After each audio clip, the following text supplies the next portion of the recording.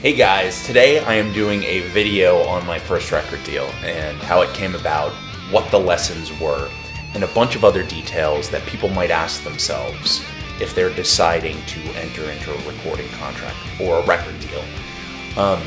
You might be asking yourself if signing on the dotted line makes sense for you. I'm here to try to hopefully give you some of my experience that I think is helpful. We're going to talk about everything from the music itself, to the business, to the nature of an advance, why record labels do what they do, physical sales, and if you leave a question in the comments, I'll be happy to answer it. Be sure to click that subscribe button too to learn more about my music in the future. Okay, well, first off, why make a video like this? Well, I don't want to get too far into the weeds here, but I will tell you a little story. When I was in college, I did a degree in philosophy, and I had to take a class on cognition. It was called cognitive science. And it was all about how we understand experience. And a big part of it was understanding this gap that exists in meaning between describing an experience and actually having an experience. And the most important work about that is called What Is It Like to Be a Bat, which I won't get too far into the weeds of, but it paints this lengthy metaphor that is useful here. Here's the reduced vision of it. Imagine that you spent an entire lifetime, say age 15 to 50, studying everything possible to know about wine. And you just learned, how it was made, different kinds of vintage, where it came from. But let's imagine that during this tutelage of wine studying, you lived in a country that had prohibition and you had never had a glass of wine. Now, let's imagine at age 50, you are this expert of wine in every intellectual sense, and you travel to a country where wine is legal, and you have your first couple of glasses of wine.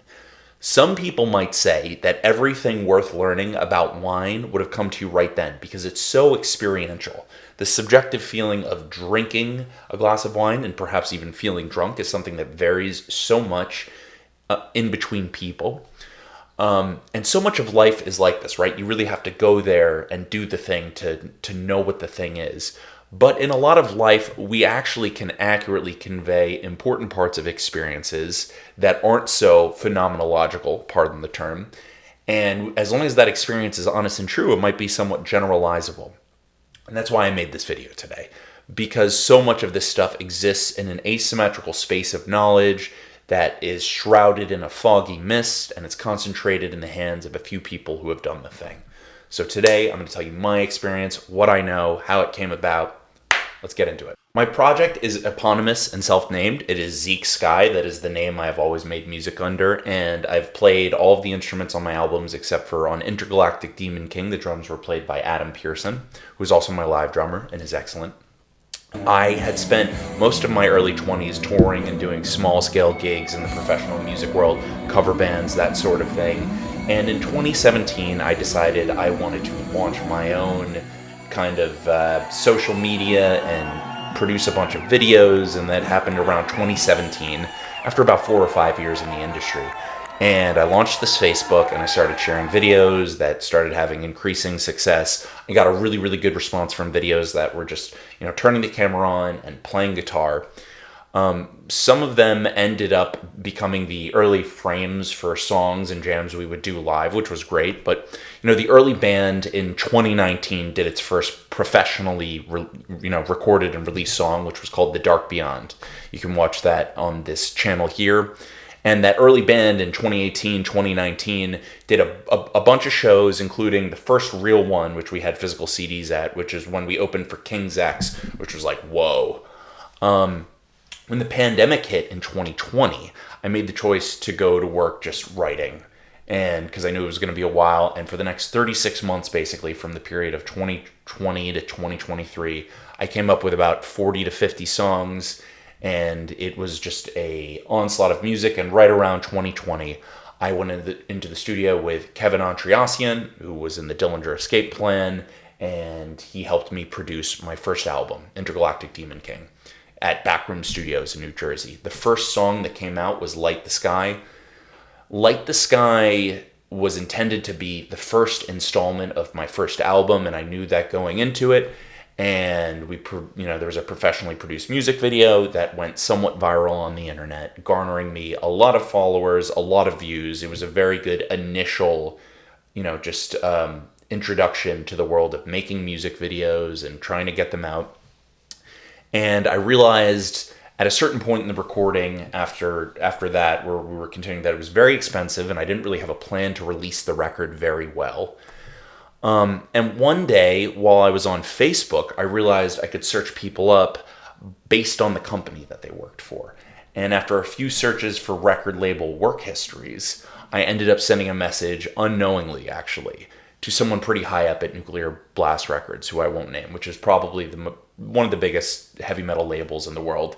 This discussion evolved into praise, and after exchanging some voice memos, I was told about a deal memo that was going to be sent to me confirming that Intergalactic Demon King, the album I made, would get the full record deal treatment, including a vinyl pressing. This was, of course, really exciting for me. I was already really happy about the music on the record and all, still very proud of it to this day, Intergalactic Demon King. But it felt so validating also to have someone who was this high up in the business ready to press my album and make it into a vinyl. And the label had crazy bands on it, like Opeth and Meshuggah and Helloween, like all of the titans of the genre that album certainly was in. So honestly, even today, it still feels really good. It was a great feeling. It was a great time for me, especially after the lows of the pandemic were so present everywhere. And I had dumped a lot of money into doing the album, and I was sure the album was really, really good, but I wasn't really sure about how to execute an album and how to do it. And the hardest part here was, as much as that felt great, I signed the record deal in March of 2022, and the album wasn't going to come out till November, and there wasn't even going to be an announcing of the signing for a long time, so I just had to be quiet for a while and kind of imply some big announcement was coming like every other jerk on the internet. And the deal itself, while I'm not going to get super specific about money, it did have an advance, and it was a very significant payday for me. It was more than a few $1,000s, and it was less than $100,000 is what I'll say. And the payments were both for the record, which was expensive in itself, and for new video production for the song Intergalactic Demon King, which was the title track, which got done. In the meantime, a lot of awesome things happened between the actual signing of the record deal, which was in February of 2022, and the release. The label, Reigning Phoenix Records, they're now called, didn't skimp on press at all. I was in magazines, blogs, and had done a ton of interviews prepping for the release. It was an amount of press that elevated my profile significantly. It did not have a huge effect on sales and streaming, maybe like a small one, but it did have an effect on social media, and it allowed me to get the music to more people, and that was great. And then in November of 2022, so at the end of the year, closer to the end of the year, the album came out. It didn't sell millions of copies. It was a progressive rock record. It wasn't really ever written that way. And it didn't even get millions of streams. So it became sort of obvious in that moment that signing a record deal didn't guarantee wide success. And I'm pretty sure that it probably never did. Overall, it was a significant learning time for me. But then things shifted. By early 2024, which is about a year after Intergalactic Demon King came out, I had written just a crazy amount of music since the beginning of the pandemic. We're talking 60, 70 songs, and these songs are existing with demos, and nothing's really happening with them. Speaking to the label, I understood that it was going to be at least another year before I was able to put out more music. And that was just not the pace that I wanted to work on music at all. I wanted to do a lot of music all the time. I wanted to push my production. I wanted to not just make the songs, but it was also really important for me to get in the habit of releasing songs. And I realized at a certain point that my goals were not aligned with their goals. So after writing several emails, I was able to get out of the record deal. And this is actually something that I am lucky for. It doesn't happen for everyone else. Some labels will actually shelf your project and you will not be able to put out more music until you recoup your advance. Didn't happen to me. Feel very, very lucky about that. And then in the time between 2024 and now, I've released 5 albums, I think about 50 songs, and it was all the music that I had done during that time. And for me, this was the best possible result. So what are the takeaways here? Number one, record deals are out there. They're still real. They depend on you having something established. So it wasn't when I got into these first couple of emails, I was an established quantity on social media in that I had tens of thousands, maybe hundreds of thousands of social media followers, maybe getting close to a million YouTube views, but no real streaming profile.